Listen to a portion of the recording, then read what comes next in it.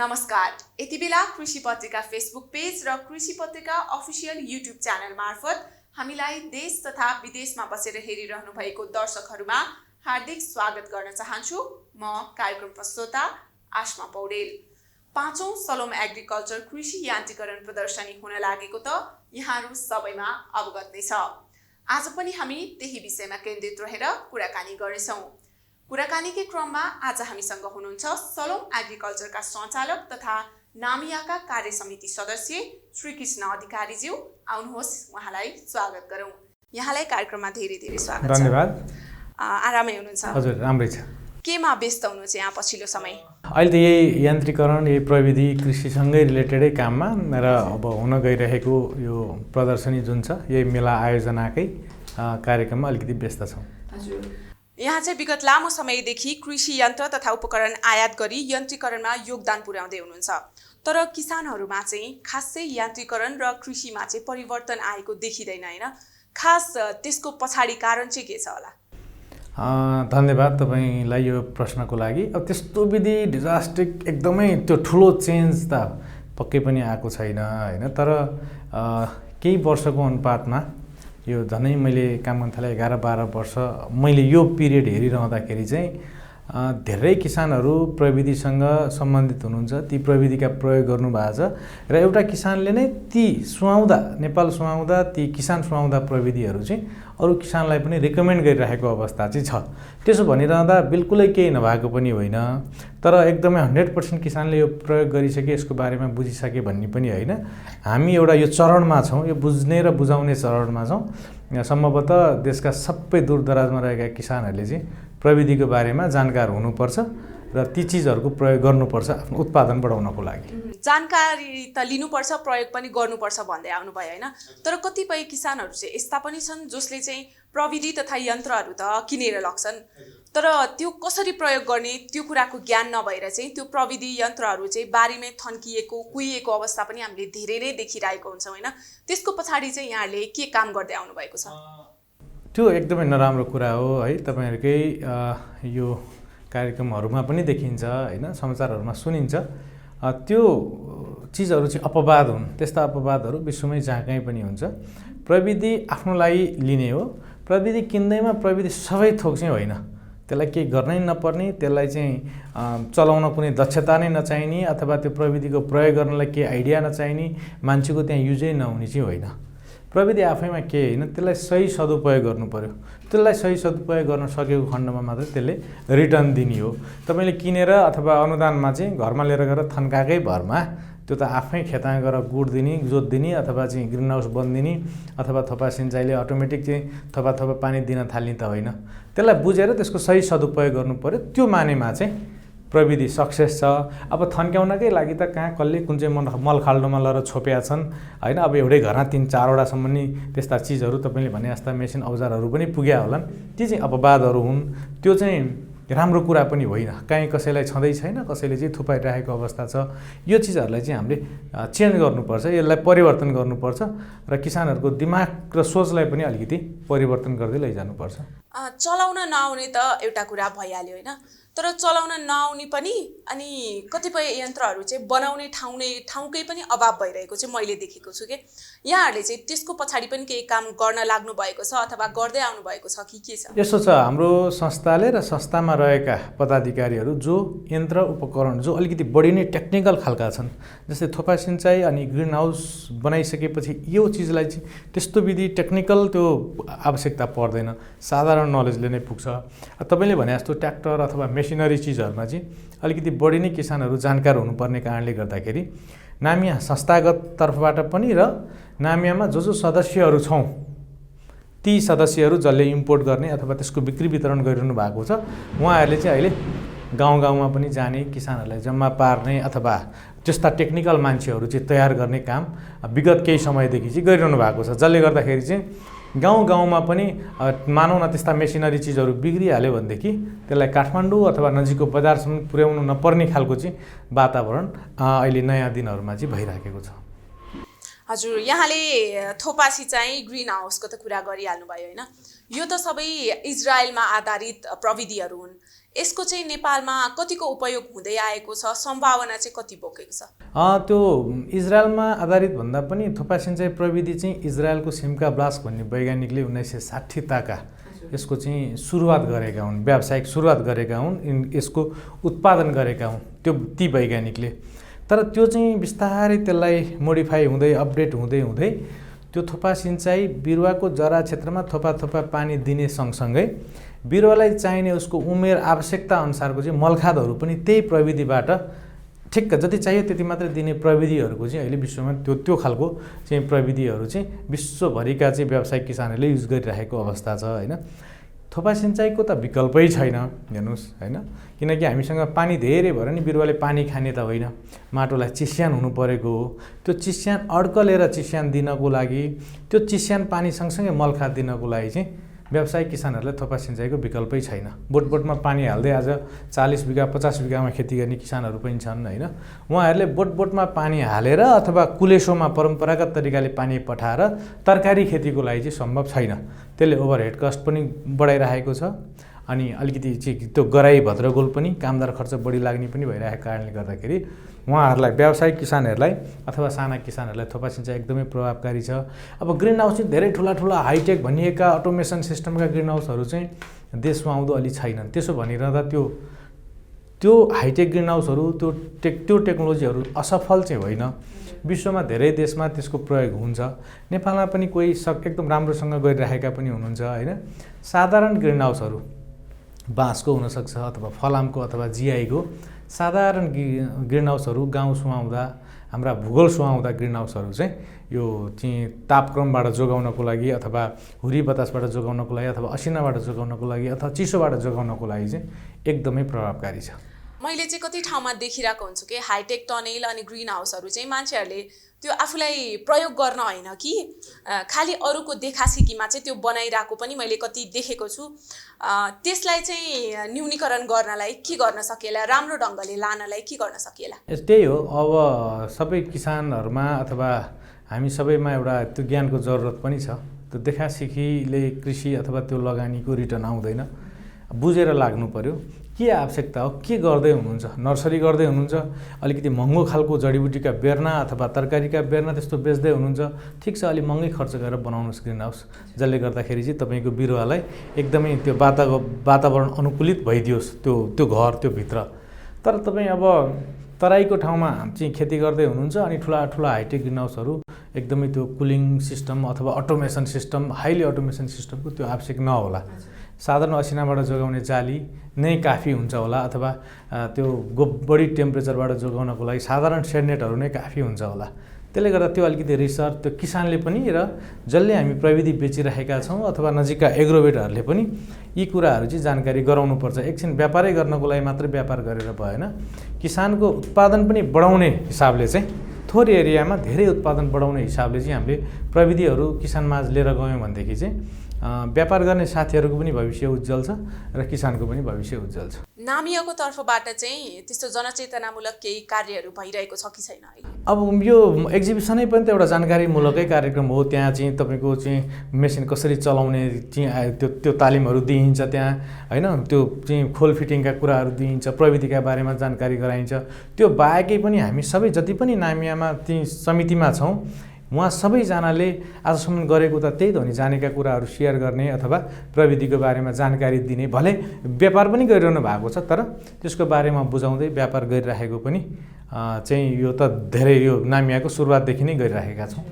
सरकारले व्यवस्था त मिलाइदिनै राखेको छ होइन, व्यवस्था नि मिलाइदिरहेको छ, सहयोग पनि गरि नै रहेको छ। तर सहयोगको नाममा पनि यन्त्रहरू नै भनौँ, कतिपय एकदम कमसल खालको यन्त्रहरू चाहिँ किसानमाझ पुर्याइएको, त्यस्तो धेरै कुराहरू हामीले सुनिरहेको हुन्छौँ। त्यसलाई चाहिँ यहाँहरूले नीतिगत ढङ्गले के काम गर्ने वातावरण मिलाउनु भएको छ कि छैन? अहिले चाहिँ नेपाल सरकारले पनि यहाँ 12 सर्लाहीमा चाहिँ त्यो चाहिँ मापन गर्ने, त्यसको गुणस्तर नाप्ने एउटा चाहिँ त्यो कार्यालय चाहिँ खडा गरेको छ। नत्र हाम्रो के छ, नेपाल सरकारको खरिद ऐन भनेदेखि जस्तै 5 HP को ट्र्याक्टर 5 HP भनिनु पर्यो, अनि बोलाहाटमा त्यो टेन्डर गर्दाखेरि चाहिँ जसले कम्तीमा टेन्डर पार्यो अनि उसले नै काम लिने चाहिँ त्यो छ के, त्यसले गर्दा बाहिर 5 एचबी लेखिन्छ होइन त, अथवा अरू प्रविधिहरू नै होला नि त्यस्तै। अनि एकदमै रेट घटाएर चाहिँ हाले पर्छ भन्ने हिसाबले पनि चाइना अथवा अर्को मुलुकबाट चाहिँ सस्ता खालका प्रविधि अथवा त्यो मेसिनहरू ल्याएको कारणले गर्दाखेरि पनि त्यस्ता समाचारहरू नसुनेको होइनन्। तर त्यसलाई चाहिँ अब नेपाल सरकारले नै पनि त्यसको गुणस्तर मापन गरेर चाहिँ ओके गर्ने होइन, त्यसलाई ठिक छ भन्ने र किसानमाझ पुर्याउने त्यो कार्यक्रम चाहिँ नामियालेकै पहलमा नेपाल सरकारले अहिले त्यो गरिराखेको छ। यो कुरामा चाहिँ थोरै सुधार अब आउने प्रदर्शनीले नि ल्याउला कि नल्याउला? त्यो पक्कै पनि ल्याउँछ। यस्ता विकृतिहरू होइन, त्यो कति नयाँ नयाँ छौँ, यो गर्दैछौँ, यो एकदमै यो हजुरबाउको पालादेखिका प्रविधिहरू होइनन्, ती व्यापार होइन। त्यसले गर्दा यसमा भएका विकृतिहरू, नचाहिने प्रविधिहरू, कमर्सियल चिजहरूलाई हटाउँदै, त्यो दिमागबाटै हटाउँदै चाहिँ बिस्तारै यसलाई अलिकति परिष्कृत रूपमा अलिकति राम्रोसँग चाहिँ राम्रा उपकरणहरू चाहिँ किसानमा पुर्याउनुपर्छ। त्यो नामियाको धर्म पनि हो र नामिया कुनै चाहिँ फाइदामूलक चाहिँ संस्था नभएको कारणले गर्दाखेरि किसान र यो व्यवसायीहरूकै सेवाको लागि खोलिएको संस्था भएको कारणले गर्दाखेरि पनि अहिलेसम्म नै गरिराखेको छ। अबको दिनमा पनि यी कार्यहरू चाहिँ नामियाले पनि गर्दछ। तपाईहरूले जति पनि कार्यहरू अहिले गरिरहनु भएको छ, यान्त्रिकरणको क्षेत्रमा होस् या कृषिलाई आत्मनिर्भर बनाउने क्षेत्रमा, कतिपय कृषि औजारहरू चाहिँ बाहिरबाट भित्रिरहेको मैले अथवा सबैजनालाई अवगतै छ क्या, त्यो इम्पोर्टलाई रोक्नलाई चाहिँ के उपाय अपनाउनु पर्ला? अब यस्तो छ, इम्पोर्टलाई रोक्नलाई हामी कृषिसँग रिलेटेड एउटा दुईवटा मात्रै प्रोडक्टहरू छैन, धेरै उत्पादनहरू छ हामीसँग होइन। अब कति चिजहरू त अब यहीँ पनि सुरुवात हुन थालिसके है, कति नभएका चिजहरू चाहिँ बाहिरबाट ल्याउनुको विकल्प छैन। यहाँ त विकल्प हुनु पऱ्यो नि, ती चिज प्रविधिहरू कोही कसैले एउटा दुईवटा कुटो कोदालोको सुरुवात गरेर भन्दैमा अब ठुला ट्र्याक्टरका छैनन्, यहाँ कसैले आँट गर्नु पऱ्यो होइन। एक दुईवटा चिजको चाहिँ हाम्रो अध्यक्षज्यूले पनि चाहिँ उद्योग लगाउनु भएको छ होइन, तर त्यसको रिजल्ट आउन बाँकी छ, गुणस्तरीयता चाहिँ निक्लिन बाँकी छ। त्यो यदि राम्रो भइरहँदाखेरि राम्रो भयो र सबै चिजहरू देशलाई पुग्ने खालका प्रविधि भयो भनेदेखि अटोमेटिक रोकिहाल्छ नि, अटोमेटिक रोकिन्छ यो। यसको लागि न नेपाल सरकारले केही व्यवस्था गरिदिनुपर्छ, किसानले होइन मलाई त्यही नै चाहिन्छ नभनेसम्म हाम्रा उत्पादनहरू यहीँ नै उत्पादन हुन थाल्यो भने पुग्छ। तर कृषिसँग रिलेटेड धेरै प्रविधिहरू धेरै चिजहरू छन्, त्यो आजकै दिनमा इम्पोर्ट रोकिने होइन, भन्सारबाट आउने ती प्रविधिहरू जुन नेपालमा बन्दैन, बन्न सम्भव छैन आजकै दिनमा, ती प्रविधि यन्त्र उपकरणहरूलाई भन्सारमै भन्सार छुट दिने व्यवस्था गर्नुपर्छ। जसले गर्दाखेरि चाहिँ किसानलाई अहिले परिरहेको जो मर्का छ, महँगाई छ, 30-35-40% महँगो परिरहेको छ भन्सारको कारणले गर्दा, भन्सारमै चाहिँ 30-35-40% जुन लिइरहेको भन्सार र भ्याटलाई मात्रै छुट गरिदिने हो भने किसानलाई अहिलेको मूल्यभन्दा 30-35% सस्तो पर्न जान्छ। जस्तै उदाहरणको लागि असिना रोक्ने जाली, ग्रिन हाउसको प्लास्टिक होइन, किरा छेक्ने जालीहरू, यो किसानलाई 90 नहुने चिज हुन्, मल्चिङ प्लास्टिक। अब यो चिज किसानलाई 90 नै भएको छैन, तर ल्याउँदाखेरि भन्सारमा 13% भ्याट, 15% भन्सार, 5% अन्तशुल्क एकअर्कामा जोडिँदा झन् 35-36% त भन्सार तिरेर मैले ल्याएर किसानलाई बेचिरहेको अवस्था छ। इन्डियामा त्यही चिज 35-40% सस्तोमा पाउँछन् त्यहाँका किसानले।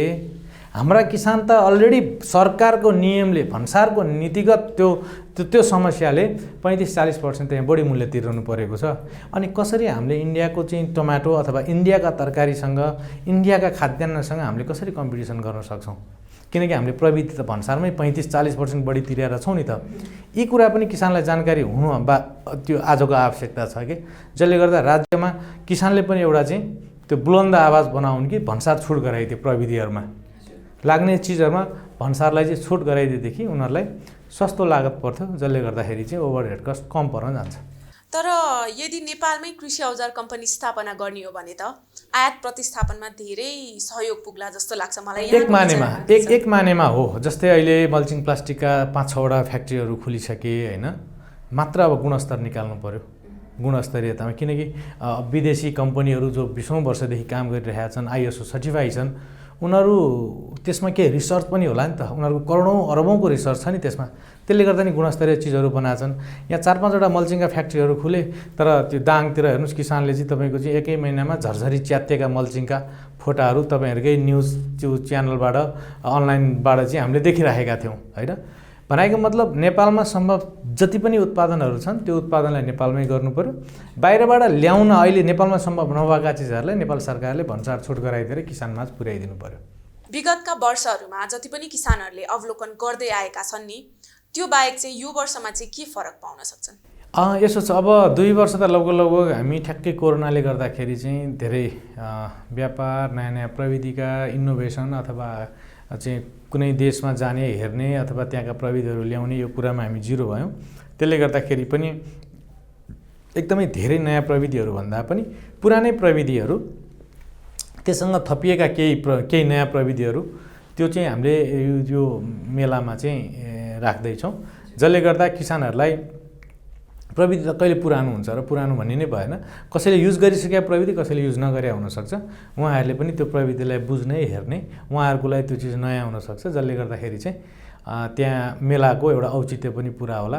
धेरै नयाँ पुराना धेरै प्रविधिहरू चाहिँ मेलामा देख्न सकिन्छ। विगतको वर्षहरूमा पनि नेपाली यन्त्र उपकरणहरू चाहिँ धेरै देखिएको थिएन, यो वर्ष चाहिँ के छ त्यसको अवस्था? नेपाली यन्त्र उपकरण हजुर हजुर, यसपालि चाहिँ हामीले मेड इन नेपाल भनेर मेड इन नेपाल प्याभिलियन नै राखेका छौँ। हामीले चाहिँ एउटा हल नै मेड इन नेपाललाई चाहिँ उपलब्ध गराएका छौँ। यो एकदमै पहिलो सुरुवात हो, नयाँ सुरुवात हो। त्यसको मतलब नामिया लगायतका हामी सबैजना यति जिम्मेवार छौँ कि नेपालमै उत्पादन हुन सक्ने र भएका प्रडक्टहरूलाई चाहिँ नेपाल सरकारले पनि चिनिदिनु पर्यो, ती उद्योगवालाहरूलाई, ती उद्योगीहरूलाई बाँच्ने वातावरण बनाइदिनु पर्यो, त्यो उद्योग टिक्ने वातावरण बनाइदिनु पर्यो, गुणस्तर र मूल्यमा सरकारले नियमन गर्नु पर्यो। बुझ्नुभयो? त्यो भयो भनेदेखि ती उद्योगहरू सजिलैसँग किसानको पहुँचमा पुग्थे, ती प्रविधिहरू किसानको पहुँचमा पुग्थे। त्यसले गर्दा हामीले यसपालिदेखि चाहिँ मेड इन नेपाल प्याभिलियन भनेरै पनि राखेका छौँ। किसानहरूलाई चाहिँ विदेशी उत्पादनहरूमा चाहिँ अलि धेरै बिलिभ हुने तर नेपालीमा चाहिँ अलि नहुने जस्तो कुराहरू मैले धेरै सुन्दै आएको छु कि अब कृषि यन्त्र नभइकन अरू कुरामै पनि विदेशी, किनभने हामीमा त्यो गुणस्तरमा हामी त्यति छैनौँ नि त। उत्पादन नेपालमा गरेरै भनेर अनि चाड्दै हिँड्नुपर्ने नि होइन नि त, होइन? एकदमै त्यो प्रेम छैन। एकदमै राम्रा उत्पादनहरू त नेपालकै नि राम्रो चलिरहेको छ नि त। त्यो रिजालको दालमोट राम्रो चलेको छ त, किनभने उहाँले गुणस्तरै निकालिरहनु भएको छ, होइन त? तेल एकदमै रिफाइन राम्रा तेल एकदमै चाहिँ यो फेरिरहनु हुन्छ अरे, त्यो म हेर्छु भिडियोहरू। भनेको मतलब गुणस्तरीय चिजहरू आफै चल्छन्। गुणस्तरहीन जो पैसै कमाउनको लागि मात्रै उद्योग खोलिन्छ र किसानमाझ अथवा उपभोक्तामाझ लैन्छ, त्यस्ता चल्दैनन्। त्यसले गर्दाखेरि चाहिँ विदेशी प्रोडक्टको चाहिँ अझै त्यो चाहना हुनसक्छ, होइन? त्यसलाई अन्यथा नलिने बजार हो। तर किसानहरूको चाहिँ नेपाली उपकरणतर्फ ध्यान अलिक केन्द्रित गराउनलाई चाहिँ के गर्न पर्ला जस्तो लाग्छ यहाँलाई? त्यो ती उद्योगी, ती जति पनि ती संस्थाहरू छन् उनीहरूले गुणस्तरीयतामै ध्यान दिने हो र मूल्यमा नै ध्यान दिने हो। त्यसो भयो भनेदेखि किसानहरूले रुचाउन थाल्छन्। किसानले खोजी तिनै प्रविधि, तिनै यन्त्र, तिनै उपकरणहरू लिन सक्छन्। र हामीलाई पनि भोलि अरू उद्योग राख्नलाई हामीलाई पनि अझै प्रेरित गर्थ्यो। गुणस्तरीय दिएदेखि त चल्ने रहेछ नि त, हुने रहेछ नि त, बजार त रहेछ नि भनेर हामीलाई पनि चाहिँ त्यस्ता उद्योगहरू खोल्नलाई अझै हौसला प्रदान हुने थियो। सस्तो र सर्वसुलभ त कुरा आइ नै हाल्यो, होइन? यसपालिको प्रदर्शनीमा चाहिँ छुटको कतिको व्यवस्था मिलाइएको छ? छुट चाहिँ अब नामियाले दिने होइन, हेर्नुहोस्, होइन? जस्तै हामीले मेड इन नेपाल प्याभिलियनमा कसैले नेपालमै उत्पादन गर्छु भनेर त्यस्ता प्रडक्टहरू उत्पादन छ भनेदेखि चाहिँ उहाँहरूलाई हामीले स्टलमा चाहिँ 50% डिस्काउन्ट दिएको छौँ। स्टलमा, उहाँहरूको सामानमा होइन कि स्टलमा। भने अब एक्जिबिसनमा त प्रत्येक कम्पनीहरूले आफ्ना अफरहरू राख्लान्, कहिले 10% भन्लान्, कहिले 20% भन्लान्, अनि त्यो खालका अफरहरू चाहिँ त्यहाँ हुनसक्छ। हजुर, हामीले यत्रो धेरै कुराकानी त गऱ्यौँ, होइन? तर यहाँको विचारमा चाहिँ नेपालमा यान्त्रिकरणमा मुख्य समस्याहरू चाहिँ के हो जस्तो लाग्छ यहाँलाई?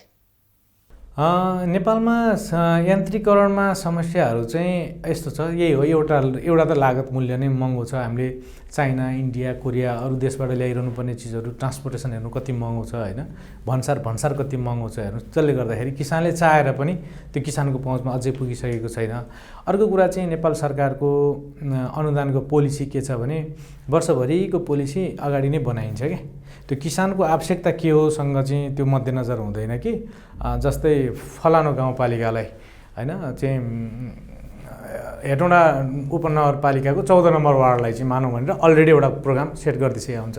ग्रिन हाउस यतिवटा अथवा चाहिँ ट्र्याक्टर यतिवटा भनेर तर किसानलाई चाहिएको चाहिँ एउटा चिज हुनसक्छ, तर उसलाई खाए नखाए घिज खालको चाहिँ अनुदानका पोलिसीहरू छन् कि यसलाई चाहिँ चेन्ज गर्नुपर्छ। अब संहितामा गइसकेपछि त्यो ओडा छ नि त, ओडाको अध्यक्ष सदस्यहरू छ नि त्यहाँ मोनिटरिङ गर्नलाई। यदि त्यो किसान रियल किसान हो, उसले गरिरहेको छ भनेदेखि उसलाई के ट्र्याक्टर चाहिएको हो, त्यो ट्र्याक्टरै दिने चाहिँ त्यो अनुदानका पोलिसी हुनु पऱ्यो। ग्रिन हाउस चाहिएको ग्रिन हाउसकै पोलिसी हुनु पऱ्यो। धान काट्ने मेसिन हो, धान काट्ने मेसिनकै पोलिसीहरू हुनु पऱ्यो।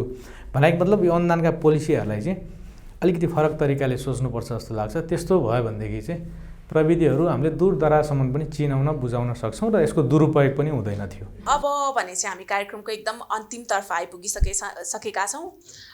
मैले केही सोध्न छुटाएँ अथवा यहाँलाई भन्न मन लागेका केही कुरा छ भने चाहिँ यहाँले राख्न सक्नुहुन्छ। हजुर, मलाई भन्न मन लागेको कुरा त त्यही हो। अब माघको 5, 6, 7, 8 गते चाहिँ सलोम 5औं कृषि यान्त्रिकरण प्रदर्शनी जो चितवनमा हुँदैछ, चितवन एक्सपो सेन्टरमा, उक्त सेन्टरमा प्रविधिको बारेमा बुझ्न कृषि कर्जा मेला पनि चाहिँ लाग्दैछ त्यहाँ होइन।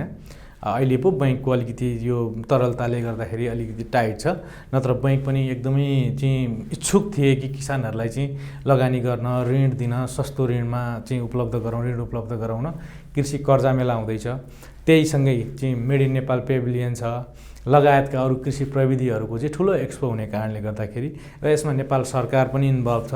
प्रधानमन्त्री कृषि आधुनिकीकरण परियोजना अनि पूर्वाधार विकास केन्द्र पनि चाहिँ यसमा चाहिँ पार्टिसिपेट छ। यो नामियाको आयोजनामा हुँदैछ। प्रमुख आयोजक सलोम एग्रिकल्चर प्रणाली छ। त्यसले गर्दा सम्पूर्ण किसान, विद्यार्थी, कृषि पढ्दै गरेका विद्यार्थी, एनजिओ आइएनजिओका कृषिसँग रिलेटेड र सम्पूर्णलाई चाहिँ उक्त मेलामा आएर त्यो भ्रमण गरिदिनु हुन, केही सुझाव दिनुहुन, केही प्रविधिका बारेमा जानकारी लिइदिनु हुनको लागि चाहिँ म आमन्त्रण गर्न चाहन्छु। हजुर, हस्। यति धेरै कार्यव्यस्तताको बावजुद यहाँसम्म आउनलाई समय मिलाइदिनु भयो, यहाँलाई धेरै धेरै धन्यवाद। तपाईँको लोकप्रिय कृषि पत्रिकामा मलाई जुन टाइम दिनुभयो त्यसको लागि धेरै धेरै धन्यवाद व्यक्त गर्न चाहन्छु। यतिन्जेलसम्म कृषि पत्रिका हेरेर साथ दिनुभएकोमा यहाँहरूलाई पनि धेरै धेरै धन्यवाद व्यक्त गर्दै हामी पनि बिदा माग्छौँ। नमस्कार।